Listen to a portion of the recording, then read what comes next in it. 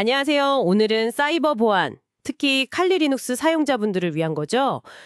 AI 기반 어시스턴트 칼리 GPT에 대해 좀 깊이 이야기 나눠보려고 합니다. 네, 보내주신 자료들 보니까 이게 정확히 뭐고 또 어떤 기능들이 있는지, 누구한테 가장 유용할지, 그리고 이게 앞으로 사이버 보안 분야에 어떤 의미가 있을지 좀 핵심만 쏙쏙 뽑아보겠습니다. 네, 맞아요. 칼리 GPT. 이게 그냥 단순한 도구가 아니고요.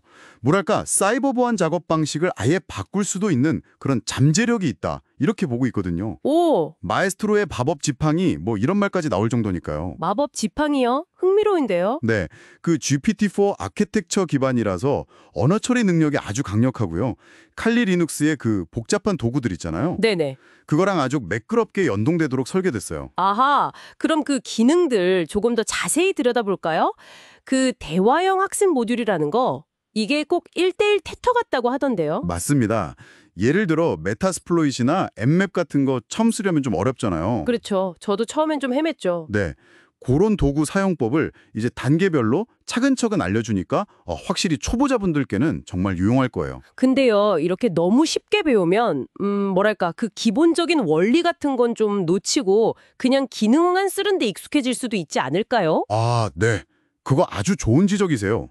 충분히 생각해 볼 수 있는 부분이죠. 편리함이 오히려 깊이 있는 학습을 좀 방해할 수도 있으니까요. 네. 근데 칼리 GPT가 단순히 뭐 사용법만 딱 알려주는 게 아니라 명령어의 의미라던가 이게 왜 이렇게 작동하는지 그런 설명도 같이 제공하려고 하거든요. 아, 원리 설명도요? 네, 물론 사용자가 스스로 좀 더 파고들려는 그런 자세는 당연히 중요하겠지만요. 어쨌든 이 기능의 진짜 가치는 그 복잡한 도구들에 대한 첫 진입 장벽을 확 낮춰준다는 데 있는 거죠. 그렇군요. 그리고 실시간 문제 해결 기능도 되게 인상 깊었어요. 네, 그렇죠. 침투 테스트하다가 뭐 오류 같은 거 나면 예를 들어 엔맵 스캔 옵션이 잘 안 먹힐 때 그럴 때 바로 원인이랑 해결책을 알려준다니 와 이거 현장에선 정말 좋겠는데요? 맞아요. 시간 엄청 아낄 수 있죠. 특히 막 복잡한 설정 때문에 꼬이거나 아니면 예상 못한 시스템 반응 때문에 작업이 딱 막혔을 때요. 네네. 그럴 때 뭐 관련 문서 찾고 포럼 뒤지고 하는 시간 있잖아요. 그걸 확 줄여주는 거죠. 디버깅이 빨라지니까 분석가는 이제 문제 해결 그 자체보다는 좀 더 큰 그림. 아 전력적인 부분에 집중하게 되는 거군요. 그렇죠. 뭐 공격 표면 분석이라던가 취약점 연계라던가 이런 데 더 집중할 수 있게 돕는 거죠. 그리고 100메가 이상 파일 찾는 리눅스 명령어 알려줘. 이런 식으로 물어보면 바로 명령어를 딱 만들어주는 명령어 생성 기능도요. 네, 그것도 편리하죠. 근데 AI가 만들어준 명령어나 스크립트가 이게 항상 최적이거나 뭐랄까 안전하다고 보장할 수는 없잖나요? 혹시 잘못된 명령어로 시스템에 문제 생길 수도 있을 것 같은데요? 정확하십니다. 바로 그 점 때문에 개발자들도 인간의 감독 그리고 검증 이게 꼭 필요하다고 계속 강조하는 거예요. 아, 역시 사람이 확인해야 하는군요. 네. AI가 제안한 명령어는 실행하기 전에 반드시 그게 무슨 뜻인지 어떤 영향을 줄 수 있는지 사용자가 직접 이해하고 확인해야 합니다. 특히 뭐 시스템 변경이나 데이터 삭제처럼 좀 강력한 권한이 필요한 명령어는 더 신중해야 하고요. 그렇죠. 카일리 리눅스는 아주 강력한 조수지만 만능 해결사는 아닌 거죠. 그럼 칼리 리눅스 도구들이랑 직접 이렇게 상호작용하는 통합 기능은 이런 검증 과정을 좀 더 매끄럽게 해줄 수도 있겠네요. 그렇죠. 단순히 정보만 주는 게 아니라 사용자가 지시하면 도구를 실행하고 그 결과를 또 피드백받고 이렇게 작업이 진행되니까요. 네. 바로 이 통합 기능이 칼리 리눅스를 그냥 정보 검색봇 이상으로 만드는 핵심이라고 볼 수 있어요.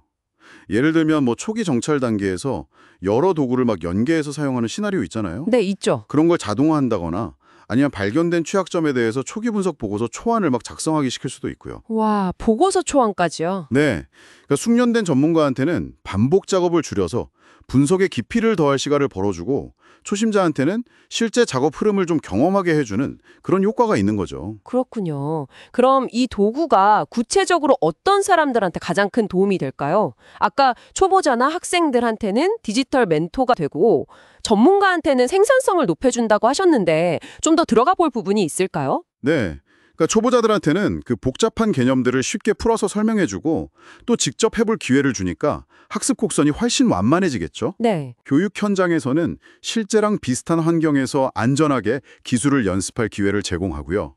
이게 바로 아까 말씀하신 사이버 보안 지식의 민주화 이런 측면인 거죠.